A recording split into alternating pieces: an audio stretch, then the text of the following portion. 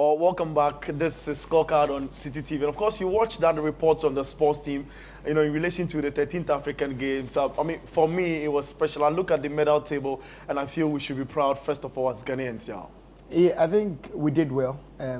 We came up short in the earlier stages, but in the latter part of the event, I think Ghana pulled up a bit. Maybe you want to talk about the opening ceremony as well. Yeah, so the opening ceremony was spectacular. I watched it for myself. Was on the ground. We began with Shatawale. Shatawale, I felt it could be more than just an opening ceremony anyway. I felt it could have been a festival on the day, even for the closing ceremony as well. It could have been a festival which will walk through the night because people wanted more. Absolutely. And so you should have given them more. Make it something Africa has never seen before.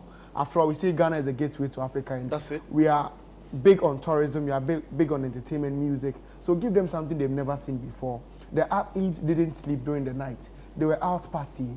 So give them on the pitch. Give them something that they'll have a feel of. That's basically the part where I felt, okay, if it's closing ceremony, people want to go to bed. But when they want more, give them more.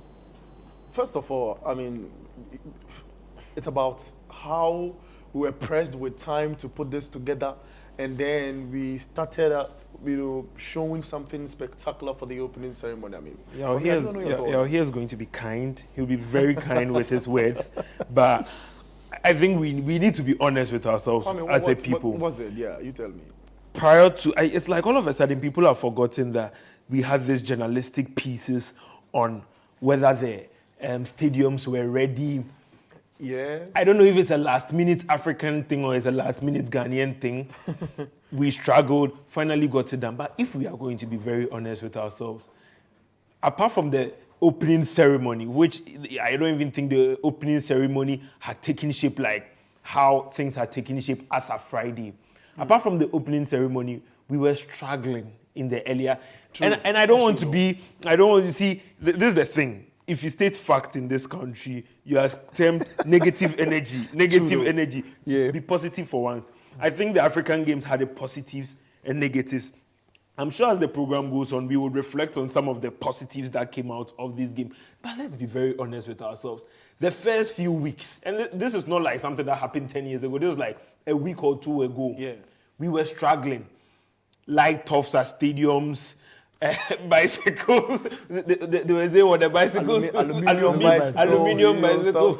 Shout out to my bicycle driver at Taifa. My bicycle repairer at Taifa. It's called Eja. I was having like, hey, I didn't know bicycles had aluminium and whatnot, but apparently all these things. But I feel like as time went on, we started learning. And big shout out to every journalist everywhere. You see, the truth is, they do listen. The people in charge do listen. And there's no way they are not listening to what Coach Nimley is saying. Absolutely. They do listen. Absolutely. So I believe also that people in charge, being the sports ministry, they do not want a bad reputation for ourselves. But one thing we must admit that in the earlier stages, we struggled a bit. I mean, big shout outs to them and big kudos to them. The LOC as well. The LOC. But you see, and again, this is the thing. How long did we know we were going to host this? Yeah, Ghana and last minute issue. We've known for a very long time that we were going to host it. So you would think that your best foot will be put forward on the first week. But there's this thing that we learned, and that is where I will give them the props. I think that should be our favorite proverb when we consider the 13th African. And that's why I'll give them their props, that they actually learned, they listened.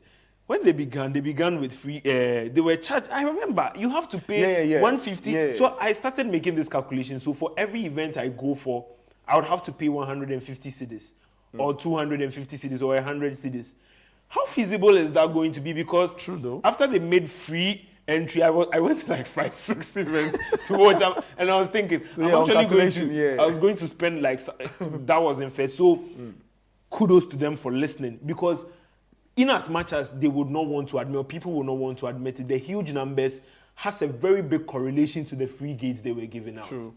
I don't think people were going to go. Maybe people were going to go, but people were not going to go in their numbers like they had. Stadiums were not going to fill. The Accra Sports Stadium was full on Friday. When I say full, full. I saw scenes from the Cape Coast Stadium. It was very full. Full. the average income of a Ghanaian is not going to get you 150 cedis. True. I don't think people were going to afford the amount they were charging. So a very big kudos on Well, there them. was 50 cedis too, though. So that was a part that wasn't propagated properly. I think when it comes to the promotion of the African Games before the tournament started, it was very poor. True. It had to dawn on journalists to start propagating. Within the negatives were the fact that the journalists themselves were promoting the games. Because people were hearing Ghana's bicycle is broken. What's happening? True. What's happening? So within the negative PR was the fact that people got to know the African Games is even happening. And that's the bit.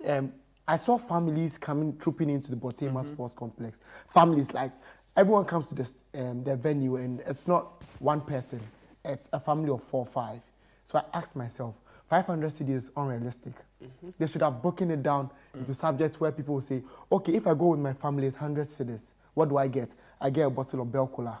I get a bottle of, just make it. I think it was only at the Legon, the University of Ghana Stadium, that journalists were even served. For example. So there is that bit. But the other venues. Oh, at the where I went, Botema it was complex, I the Botema think too? there was a bit of motivation for the fans who were cheering Ghanaian on. Okay. Yeah, there was a bit in certain games where Ghana was down and the fans brought up the energy. So we saw people giving them stuff to keep it up. Okay. So that was really good. I think I'll touch on a big part of fan chanting and the whole fan culture, because I think it's a big thing that we missed in the African Games. I'll talk about it in maybe later, because for me it's a big thing that we missed out on. There are different ways in which we can cheer people on, not the same straight jacket like we used to do. So back to the family bit, I thought families came around. It was almost like a tour venue for people at the Botema. They came to see swimming. Swimming was fully packed. So back on the issue of ticketing, I think given the fact that there are main events and then there are sub-events, so the sub-events could be the heat.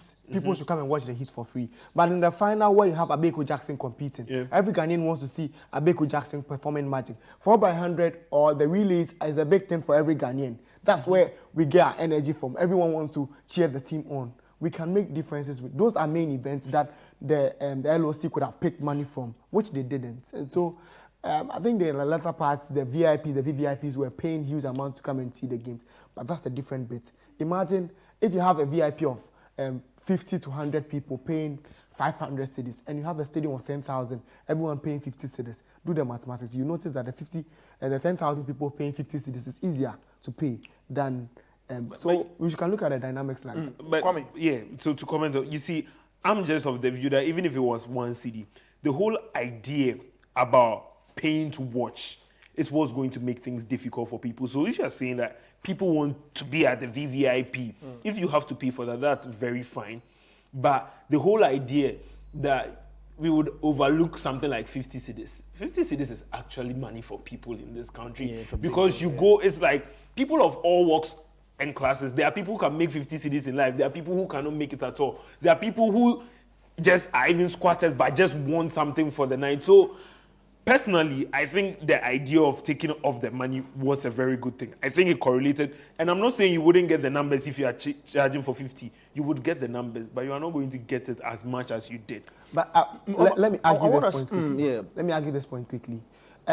When you announce for free, you have 4x100 finals. And let's say the stadium was over full on the day at Legon. It was over full. So basically, those who came to watch the games were people who, varieties of people. We had middle class income. We had lower. We had students coming to watch because, it's injected in our blood for every student to like athletics because of how or where we went to schools.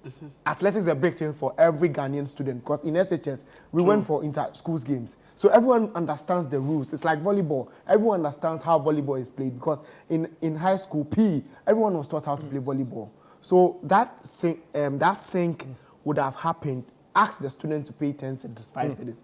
Ask the middle class income guys to pay this for this amount. So we can vary it and look at ways we can earn money. Maybe going forward, we'll look at all of this, and then break it down proper, in our subsequent You see, shows. I understand the point he's making across, but in conclusion, finally, we've seen in this country where Accra has a full Great Olympics. We always start with, some people do pay. We always start with centerline fees, VIP fees. Yeah. At the end of the day, we hear gates were broken down and people enter without paying. I just think it's you a cultural thing. You still get the money. We shouldn't inculcate in the fund that every time you have to go to the stadium, it's for free. But the question is, what were we prioritizing? Were we prioritizing funds coming there in their numbers or making profit out of it? So we are able to decide that the next time as to what our priorities. If it's about making something because we've invested in it, then that will be fine. But if the main idea was, okay, people are not showing up, we need to find ways of getting people to the stadium, then not taking money was the right decision. Maybe our next